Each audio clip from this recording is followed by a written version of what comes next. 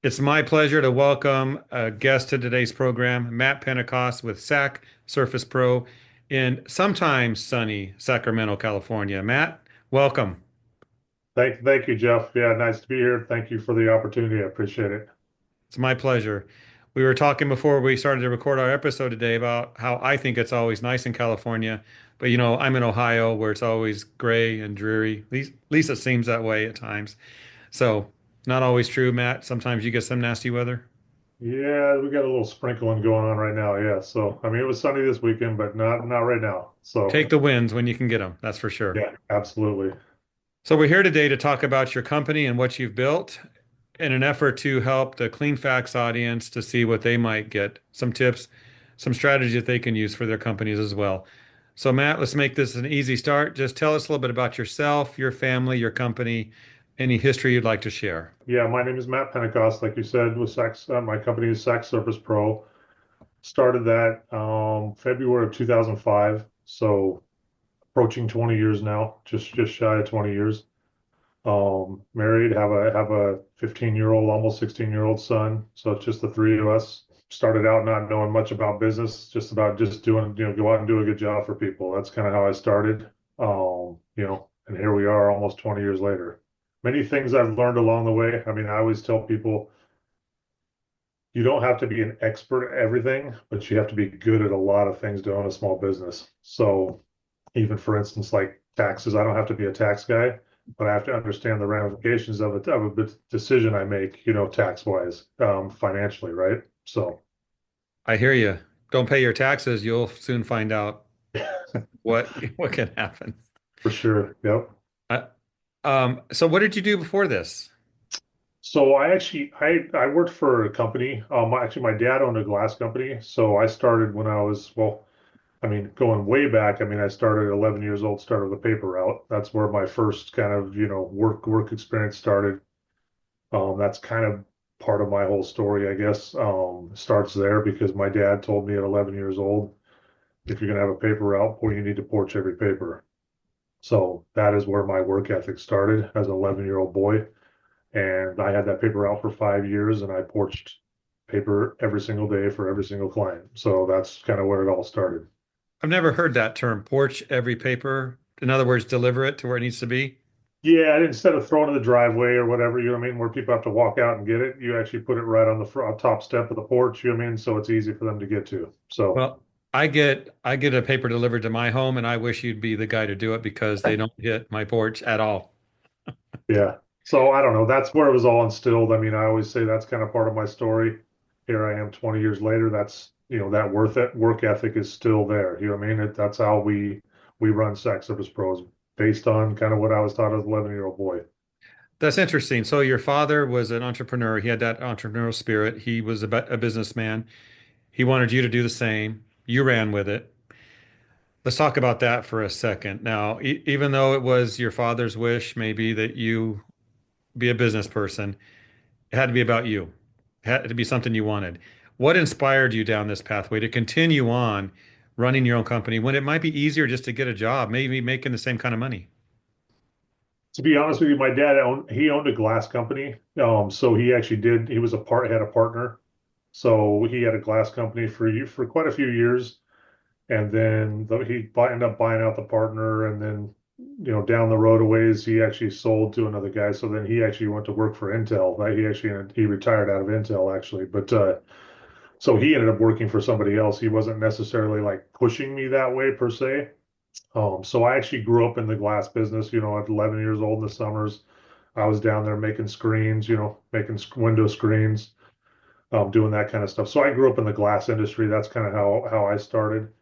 Worked at Milgard Windows for a little period of time, and then I actually worked for another glass company for about 11 years, installing shower doors, mirrors, and then we sold on the shower doors. We sold a coating for the glass. That's kind of how I got into this business. Sac Surface Pro was coatings for glass, like protective coatings to make them easier to clean. So it wasn't necessarily my dad pushing me that way. I guess it was just an 11-year-old boy doing a paper route, but I ended up kind of circling back around, and I think I felt like everybody, I think I felt I could do it better. I think that's kind of like a lot of people that start their own small business. Well, I could do this better. Little did I know what that actually meant, because it's a lot, there's a lot more to that than just I can do it better. There's a lot of work that goes into it for sure. But you know, I think it's one of those things, I started from zero, knew nothing about business, just working hard. And along the way, I've had business coaches, mentors, lots of help along the way, besides putting in a lot of work. So, from your father's making you do the job right to help along the way with other people, we have to rely on that, don't we? We have to take the coaching, take the consulting to help us succeed. But you've built something here. That's why we're talking about your company. How would you describe your company's unique value in the industry? Because you're not a typical carpet cleaner.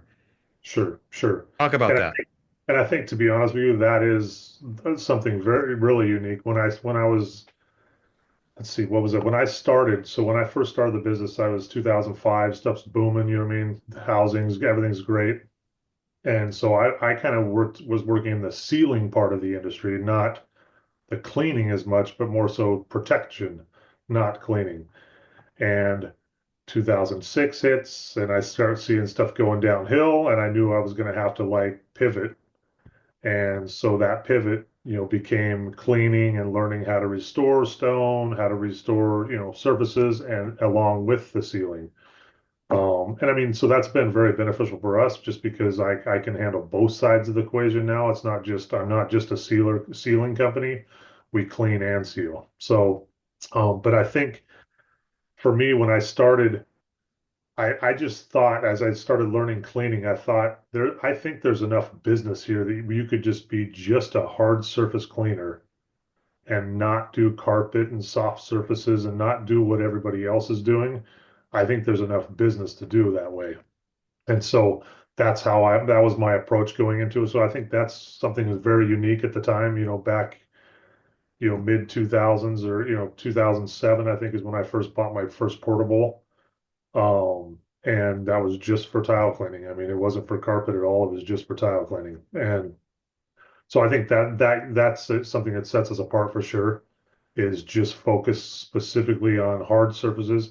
And I think I've found personally, like niche business, people our clients are looking for specialists. I have clients that actually even tell me on the phone, I saw what you said on your website.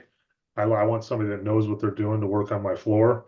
So instead of calling a carpet cleaner that also does tile, they call a tile specialist. So that's been a unique thing that has really helped our business.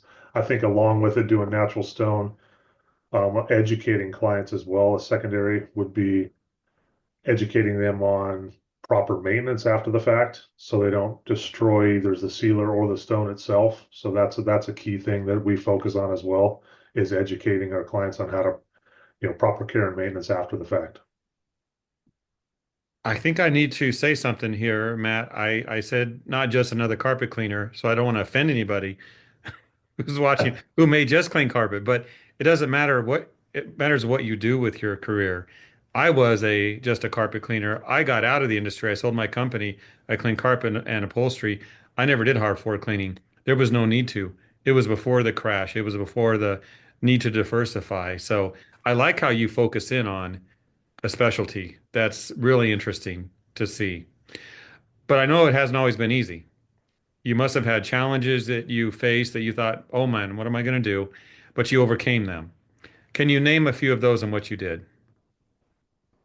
I think first and foremost for me is, the recession.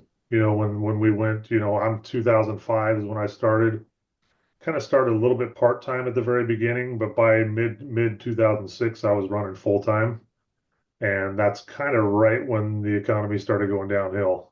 And I think that was a huge challenge for me, just because I was new in business. I didn't know how to run a business, how to gain more clients. I was just new, you know what I mean? And there wasn't all the social media and all the help that you have nowadays. All that wasn't there. So it wasn't as easy to like figure out how to get more clients, that kind of stuff. I mean, I think it's a lot easier nowadays because you can get help from other people. more people are connected these days. Um, so that for sure was the biggest hurdle I went through. I mean, I barely made it through. There were times that I thought I wasn't going to make it.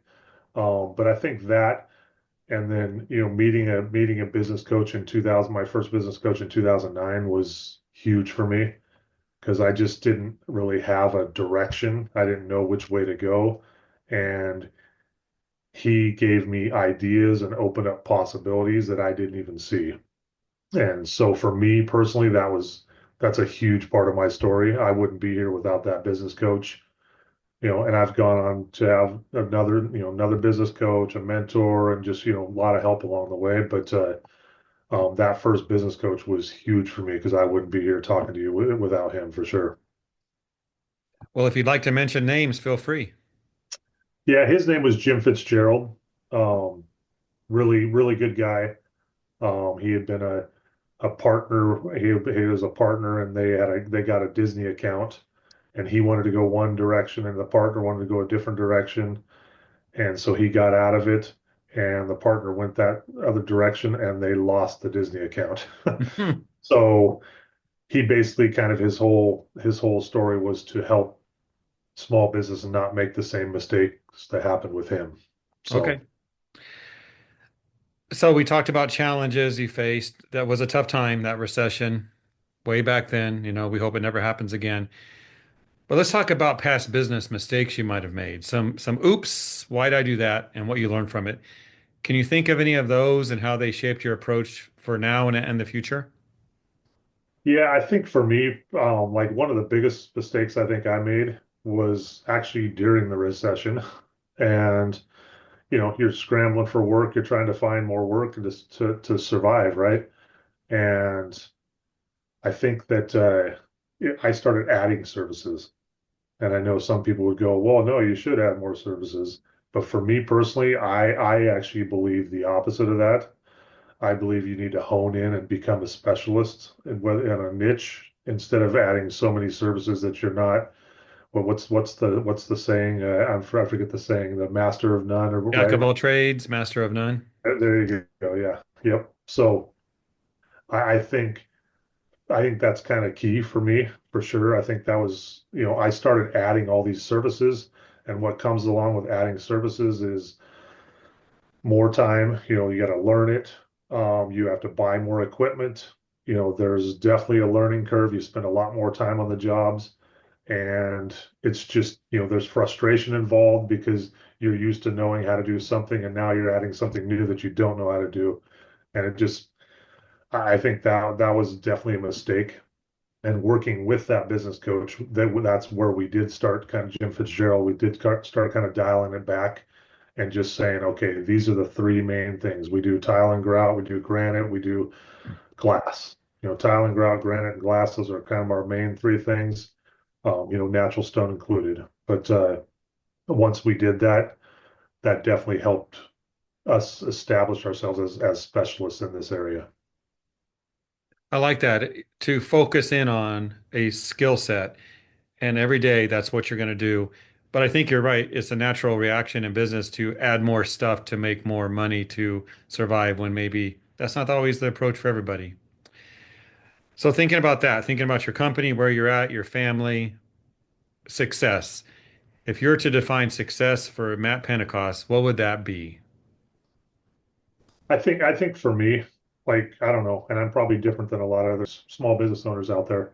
I think for me, it's the work-life balance, me personally. So, when you're new, you're working Saturdays, you're working kind of whenever they want you to work. The client's asking you to work a Saturday or work a Sunday, and you're out there doing it. And I think as I've progressed in business, I've learned that it's not all about making every single penny you can make and working all the time. For me, it's very important. Our son's a competitive swimmer, and so he swims a lot on the weekends. And so for me, it's important that I'm there because I want to be there to support him. So for me personally, I haven't worked weekends in years, and I think for me, work-life balance is very important to me. It's not all about, making every dollar you can make. I mean, there's 5 days during the week that should be sufficient. So there you go. And I'm sure your son values the fact you're cheering him on, probably getting splashed as well at these meets.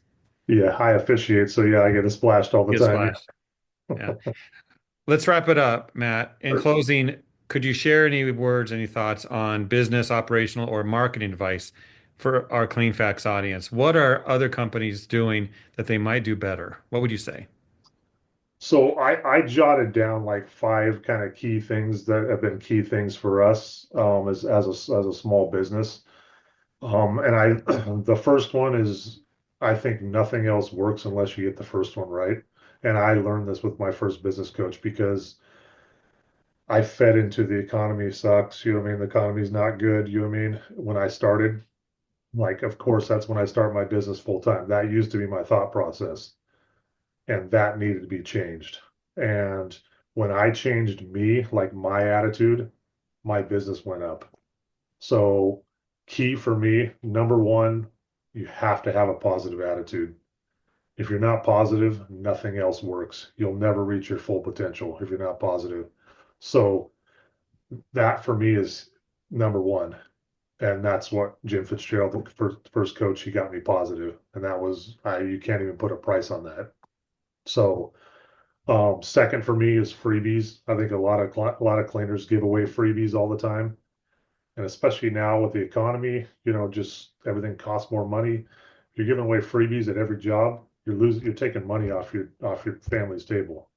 And for me, not to say I don't do a freebie here and there for the right client, but if it's a little small thing here and there, but you have to limit those. If you're doing freebies at every job, you're taking money away from your own family. That's how I had to switch my thinking. So I didn't do that every job just because I'm a nice guy.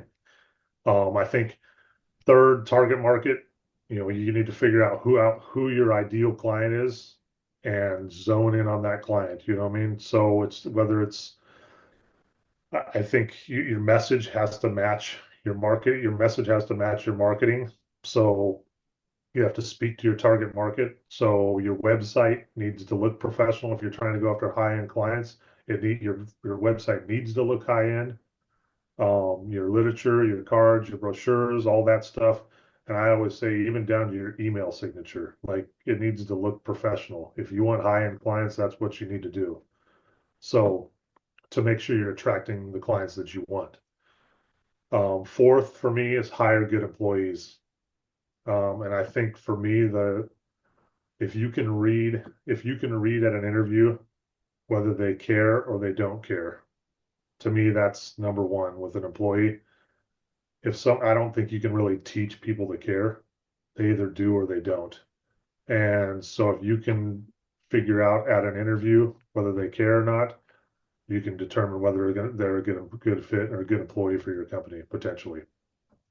And last, which is a huge hurdle for me, it took many years for me to get over this, but and I think many small businesses don't get to where they should be because of this, but I think it's self-worth. And I think if you don't think you're worth it, who's gonna think you're worth it if you don't yourself? And I mean, if you want to charge top dollar, you have to know that you're worth that top dollar. Otherwise, it'll never work. You have to be confident about it. So That's a good top five. So very valuable. Well, Matt, thank you for your time today. Keep up the good work, and I hope your son brings home a trophy or two or I more. appreciate that. Appreciate the opportunity, Jeff. Thank you very much.